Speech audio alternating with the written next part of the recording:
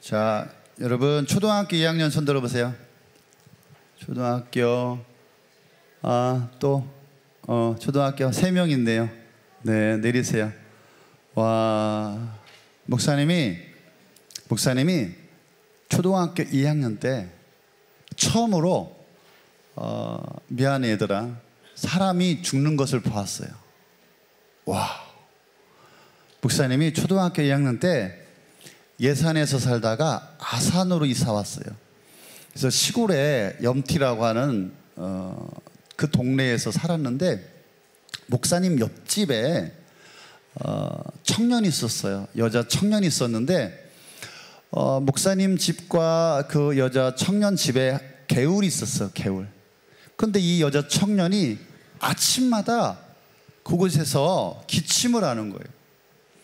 그러고 1년도 다 되지 않아서 그 청년이 죽은 거예요.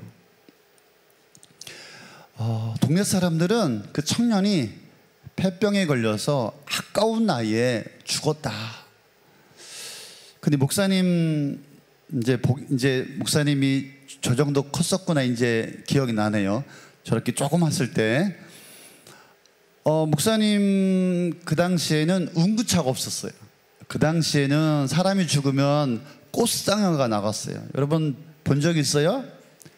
목사님은 초등학교 2학년 때 꽃상여도 엄청 무서운 거야. 막 너무 화려하고. 근데 종종 우리 동네에 이 꽃상여가 나가는 거였어요. 근데 이 20대 여자 청년이 죽었는데, 동네 사람들이 이 청년을 그냥 관에 넣어서, 꽃상여도 아니고 이 관을 네 사람이 어깨에 메고, 목사님이 바로 옆집이었잖아. 마루에 목사님이 서 있는데 목사님 앞을 지나가는 거야. 와, 그래서 목사님은 초등학교 2학년 때 충격이었어요. 와, 사람은 죽는 거구나. 사람은 다 죽는 거구나. 그래서 목사님은 초등학교 2학년 때부터 이 죽음에 대한 두려움, 죽음에 대한 무서움이 있었어요. 아마 인생의 가장 큰 절망은 죽음일 겁니다. 죽음 앞에 교만한 자는 단 한 사람도 없을 것입니다. 죽음 앞에 할 수만 있으면 살려달라고, 더 살고 싶다고 어린아이처럼 애걸복걸 하게 될 것입니다. 그런데 인간이 무슨 수로 자기 생명을 연장할 수가 있겠습니까? 자기 생명을 연장할 자는 이 세상에 단 한 명도 없을 것입니다. 그리고 죽음은 모든 것을 내려놓는 시간이고, 이별하는 시간이며, 모든 것을 고하는 끝입니다. 죽음은 끝입니다. 왜냐하면 어떤 것으로도 죽음을 돌이킬 수가 없기 때문에 그렇습니다. 그래서 우리는 죽음 앞에 슬퍼하고, 죽음 앞에 안타까워하고, 우리는 죽음 앞에 절망하게 되는 것이죠. 여기 이런 절망과 슬픔을 가진 그런 모습이 오늘 등장하고 있습니다. 바로 자식을 잃은 한 어머니의 슬픔이며 아픔이며 고통이지요. 자식을 잃은 이 부모의 이 절망을, 이 슬픔을 우리가 무엇으로 위로할 수가 있겠습니까? 그런 말이 있습니다. 부모가 죽으면 산에 묻고 자식이 죽으면 가슴에 묻는다. 저희 아내의 오빠가 있었어요. 제가 고등학교 3학년이고 아마 고등학교 1학년이었어요. 같은 학교를 다녔어요. 근데 우리 집사람의 오빠가 군대 갔다가 장모님한테 제가 허락을 안 받고 제가 이야기를 합니다. 군대 갔다가 이제 휴가 나와서 복귀하는데 천안에 삼도상가라고 있습니다. 그곳에서 대낮에 트럭에 음주운전 차에 치여서 끌려서 몇십 미터를 끌려가서 그 자리에서 사망하게 되었습니다. 이 얼마나 끔찍합니까? 이 어머니의 이 장모님이, 저에겐 장모님이죠. 이 절망과 슬픔과 아픔을 무엇으로 위로할 수가 있겠습니까? 그 심정을 10분이나 우리가 이해할 수가 있겠습니까?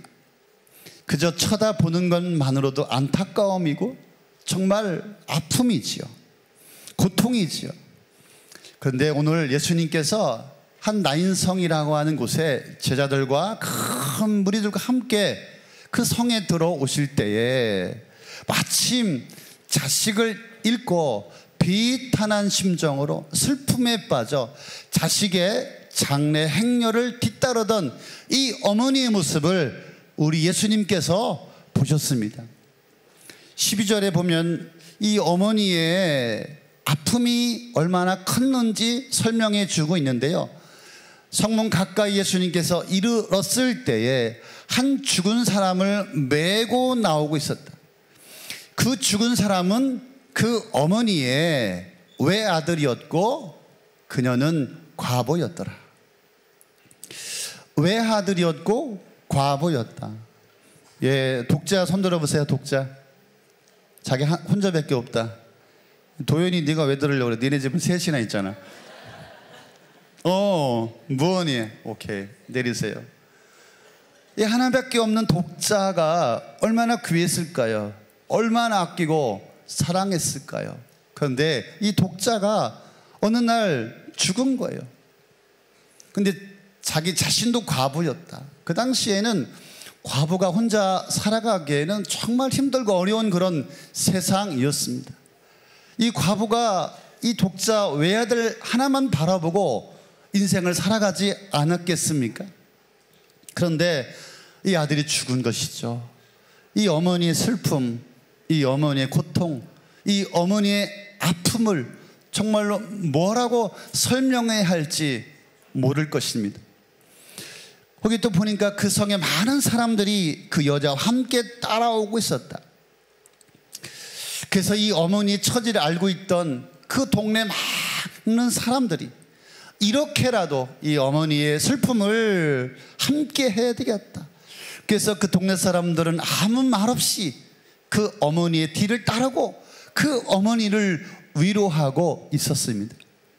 근데 갑자기 장례 행렬을 멈추는 사람이 있었습니다. 누구죠?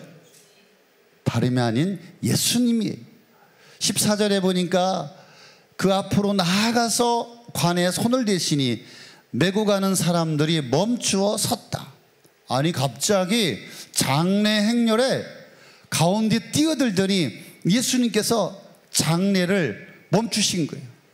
그리고 과부의 죽은 아들을 담고 있던 그 관에 손을 대시고 장례를 중지시킨 거예요. 수톱시킨 거예요. 장례 행렬을 막으신 거예요. 여러분, 예수님이라도 이렇게 하면 될까요? 안 될까요? 예수님이라도 이렇게 하면 안 됩니다. 왜 그럴까요? 이 장례는 너무나 아픈 장례이고 이 장례는 너무나 슬픔의 장례이기 때문에 그렇습니다. 절대 이 장례를 방해하면 안 됩니다. 될 수만 있다면 이 장례를 빨리 끝내야 되죠. 너무나 아프기 때문에 그렇습니다. 근데 왜 예수님께서 그 관에 손을 대고 장례를 멈추신 것일까요?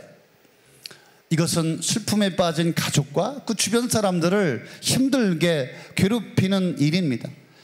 빨리 장례를 치러야 그 슬픔에서 그 아픔에서 벗어날 수가 있는 것인데요. 그 당시에 죽은 자의 관을 만지는 것은 부정하다. 만지면 안 됐어요. 지금도 누가 죽은 자의 관을 만집니까? 또 한 가지는 나인성의 이 과부와 예수님과 단 한 번도 만난 적이 없어요. 한 번도 만난 적이 없어요. 그런데 처음 만난 사람이 이 장례를 멈추고 수톱시키고 지금 장례를 멈췄다라고 하는 것은 오해받을 수도 있고 비난받을 수도 있는 일이에요. 여러분 생각해 보십시오. 지금도 장례 운구차가 지나갈 때는 사람들이 다 비켜줍니다. 끼어들지 않습니다. 양보합니다. 왜요? 다 같은 심정이기 때문에 도와주는 거예요. 근데 장례 그 행렬을 막았다.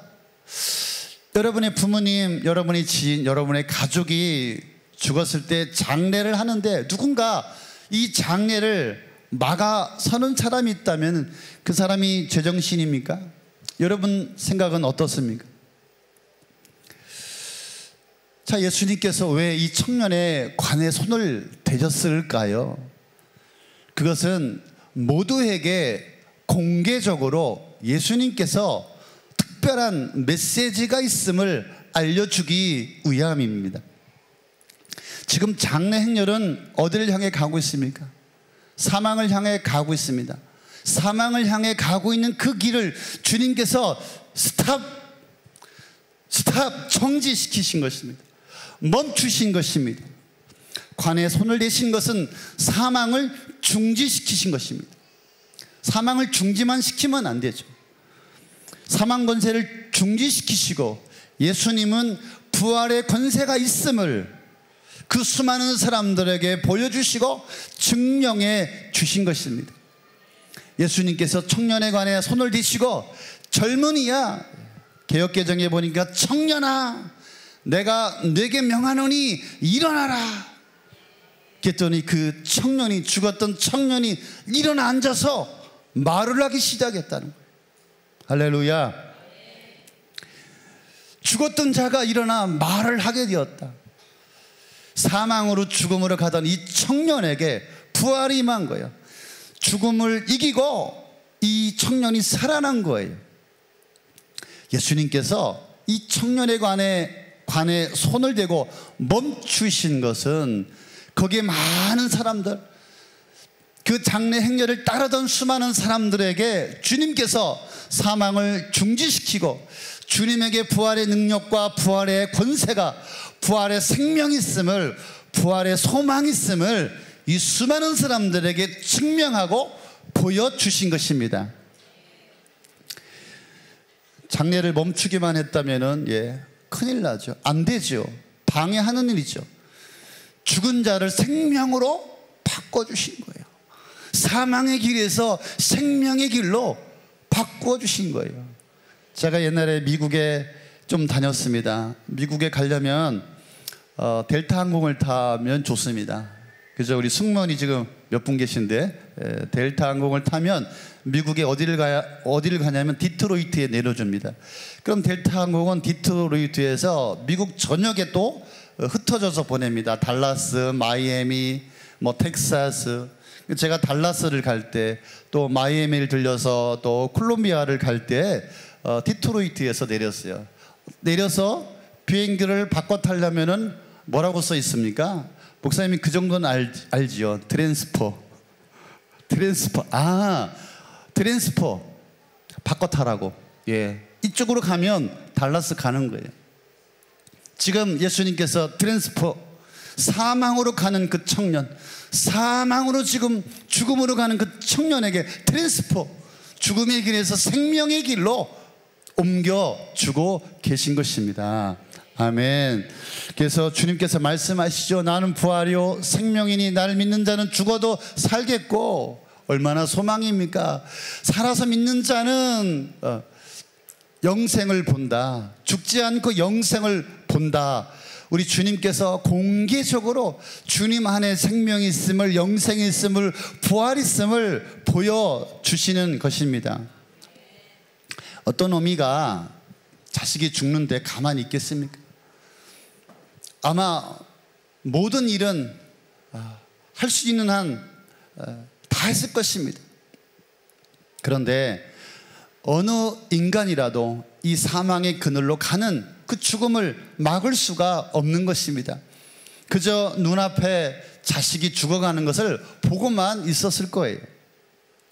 우리는 사망의 울타리를 벗어날 수가 없습니다. 우리 인생이 그 어떤 노력을 할지라도, 어떤 힘을 동원한다 할지라도 죽음으로 한 걸음 한 걸음 가는 이 인생의 시간표를 멈출 수가 없는 것입니다. 그래서 성경에서 말씀하고 있습니다. 한번 죽는 것은 정해진 것이요 그 후에는 심판이 있다. 지금까지 어떠한 인간도 어떠한 인생도 하나님께서 정해놓으신 이 법칙을 깨뜨린 자가 없습니다. 세상에 아무리 좋은 거 먹어도요 그렇게 오래 살려고 막 발버둥을 칩니다. 몸 관리도 하고요 운동도 하고 해야 되죠. 자꾸 저보고 운동하라고, 많은 사람을 지금 책임져야 되니까 우리 최병선 집사님이 운동하라고. 예, 정말 많은 사람들이 오래 살려고 발버둥 칩니다. 그런데 단 한 사람도 죽음을 이긴 자가 없다라고 하는 것입니다. 그래서 우리의 인생의 종착역은 사망입니다. 그래서 죽음은 끝을 의미하게 되는 것이죠. 오늘 말씀해 보니까 그런 이 여인, 이런 어머니, 이 과부를 우리 주님께서 불쌍히 여기셨다. 오늘 말씀해 보니까 가엾게 여기셨다. 그리고 그 어머니에게 울지 말아라, 울지 말아라. 과부의 아들이 죽음에 이르렀을 때 얼마나 많은 사람들이 이 과부를 보면서 불쌍히 여겼겠습니까? 가엾게 여겼겠습니까? 하지만 그 누구도 이 어머니의 눈물을 멈출 수 있는 사람은 단 한 사람도 없었습니다. 그저 같이 손을 잡고 울어줄 수는 있어도, 그저 같이 마음 아파해 줄 수는 있어도 이 어머니의 슬픔을, 이 어머니의 고통을, 이 어머니의 절망을 바꿔줄 자는 아무도 없었습니다. 그런데 예수님께서 이 여인에게, 이 어머니에게 불쌍히 계시며 울지 말아라, 울지 말아라 라고 말씀합니다. 왜요? 이 어머니의 눈물을 바꿀 수 있는 분이기 때문에 그렇습니다. 이 어머니의 슬픔을, 고통을 바꿀 수 있는 주님이시기 때문에 그렇습니다. 그래서 이 어머니를 불쌍히 여기시고 그녀의 한숨과 절망과 고통과 아픔을 기쁨으로, 뭐라고 말씀합니까? 예수께서 그를 그 어머니에게 돌려주었다, 아들을 다시 살려서 돌려주었다라고 말씀하고 있습니다. 불쌍히 여겼다. 정말 이 어머니와 같은 심정으로 우리 주님께서 그 어머니의 고통을 이해하시고 헤아려 주신 것입니다. 우리 주님은 우리의 슬픔, 우리의 고통, 우리의 아픔, 우리의 한숨, 우리 절망을 이해하시고 우리를 가엾게 여기시고 우리 인생 가운데 찾아오시는 주님이신 줄로 믿습니다. 아멘. 우리 청소년 기억나지? 우리 김영재 목사님이, 목사님은 니네들 청소년 주부를 자주 본다, 매주마다. 지난번에도 목사님 한번 얘기했죠. 청소년 설교 제목이 뭐였죠? 너 아프냐? 나도 아프다. 쟤도 아프고 우리 다 아프다. 그 목사님 그거 보고 담임 목사도 아프다. 아프지 않은 사람이 없어. 우리 아이들, 우리 청소년, 우리 청년, 우리 어른, 아프지 않은 사람이 없어요. 주님께서 너가 아프냐? 우리 주님께서 나도 아프다. 너가 괴롭냐? 나도 괴롭다. 너가 고통스럽냐? 나도 고통스럽다. 우리 주님은 우리 인생의 사망을 생명으로, 소망으로 바꾸어 주는 분이십니다. 예수님이 사망에 던져진 청년에게 내가 네게 명하노니 일어나라, 일어나라. 사망을 중지시키고 그 청년에게 생을 명하십니다. 생명을 명하십니다. 부활을 명하여 주셨습니다. 아니, 어떤 인간이 소리친다고 죽은 자가 살아나고 어떤 인간이 죽음에서 생을 선포할 수가 있겠습니까? 죽었던 자가 다시 일어나 말한 사람을 본 적이 있습니까? 오직 인생에 생을 명하시고 생명을 주시는 분은 오직 예수님밖에 없는 줄로 믿습니다. 우리 예수님은 우리를 살리기도 하고 죽이기도 하시는 생명의 주관자이신 줄로 믿습니다. 아멘.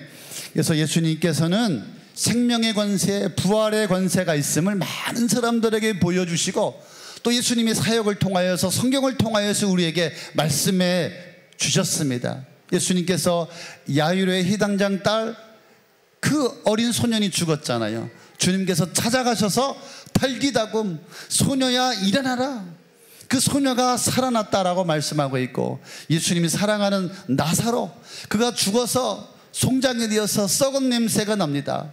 이미 동굴에 묻어버렸어요. 그 주님께서 찾아가셔서 나사로야 나오너라 하였더니 그가 배를 동동 맨 채로 나왔다, 살아났다라고 말씀하고 있습니다. 예수님도 말씀하십니다. 나는 부활이요 생명이다. 나를 믿는 자는 죽어도 살겠고 나를 믿는 사람은 영원히 죽지 않는다. 주님도 죽은 지 사흘 만에 죽은 자 가운데서 살아나셨습니다. 예수님께서 살아나셔서 제자들에게 찾아갔습니다. 근데 제자들에게는 내가 살아날 거다, 부활할 거다 얼마나 많이 이야기를 해 주었습니까? 그런데 누가복음 24장 보니까 어찌하여 당황해 하느냐? 주님이 살아오니까 이 제자들이 당황했어요. 혹시 여러분 당황한 분 계십니까? 주님이 살아나셨다고 하니까 이해가 안 되는 분이 계십니까? 어찌하여 마음에 의심을 품느냐? 내 손과 발을 보아라. 바로 나다. 나를 만져보아라. 유령은 살과 뼈가 없지만 나는 살과 뼈가 있다 라고 하면서 두려워하고 떨고 있는 그 제자를 향하여서 나를 만져봐라 말씀하시고 너희들에게 평안이 있을지어다. 아멘. 그래서 요한복음은 전체 기록의 목적이 예수가 그리스도이시며 하나님 아들이심을 믿게 하고 그 이름으로 생명이 있음을 알게 하려 한다. 우리에게 영원한 생명을 알려주려고 요한복음을 기록했다라고 하는 것입니다. 오늘 설교의 결론입니다. 여러분 지금 어디로 가고 있습니까? 우리 청소년, 우리 주일학교, 우리 청년, 우리가 어디를 향해 지금 가고 있습니까? 우리 사랑하는 성도님들, 나는 지금 어디를 향해 가고 있습니까? 우리는 인생을 살아가면서 수도 없이 반복해서 질문하죠. 나는 누구인가? 나는 누구인가? 나는 어디에서 어디로 가는가? 수많은 사람들은 이 죽음을 두려워하고 죽음 이후에 의문점을 갖습니다. 하지만 해답을 찾으려 하지 않습니다. 너무 인생 사는 게 바쁘기 때문에 바쁘다는 핑계로 많은 것을 놓치고 살아가고 있습니다. 어제도 커피숍에 어떤 분이 오셨어요. 초신자인데 오늘 오셨나요? 안 오셨죠. 네. 예. 꼭 예수 믿어야 된다고, 꼭 교회 나와야 된다고. 어떤 스님은 목사보고 목사님이라고 안 하니까 제가 오늘 중이라고 하겠습니다. 중이 이런 말 했어요. 믿는 자는 복이 있나니 내 믿음대로 될지어다. 요즘에 막 스님들도 중도 막 갖다 써요. 예. 믿는 자는 복이 있나니 내 믿음대로 될지어다. 아니 이 양반아, 네 엄마가 죽어서 지옥 갈지 아니 내 엄마가 죽어서 지옥 간다고 하면 좋겠냐? 좋겠냐 안 좋겠냐? 좋은 데 갔다고 믿어. 좋은 데 갔어. 많은 사람들이 어디로 가는지 모르는 거예요. 예. 정말 흘러가는 인생. 예. 지금 제가 보니까 초등학교 2학년 진주, 네. 소연이가 2학년이네? 어? 네. 자, 벌써 제가 이렇게 컸습니다. 인생 금방 갑니다. 인생 빨리 갑니다. 더 후회하기 전에 정말 우리 인생 가운데 정말 주님을 만나야 할 줄로 믿습니다. 그래서 세상에는 두 가지 종류의 인생이 있는 것 같아요. 한 종류는 사망을 향해 가는 거예요. 죽음을 향해 얼마나 빨리 달려가는지 몰라요. 한 종류는 사망을 향하여 가다가 죽음을 향하여 가다가 다시 트랜스퍼, 생명의 길로, 진리의 길로, 영원한 길로, 천국으로, 하나님의 나라의 길로 가는 것이죠. 여러분 지금 어떻습니까? 여러분 어디를 향해 지금 달려가고 있는 사람입니까? 죽음으로 가는 인생을 생명으로 바꿀 수 있는 분은 오직 예수밖에 없는 줄로 믿습니다.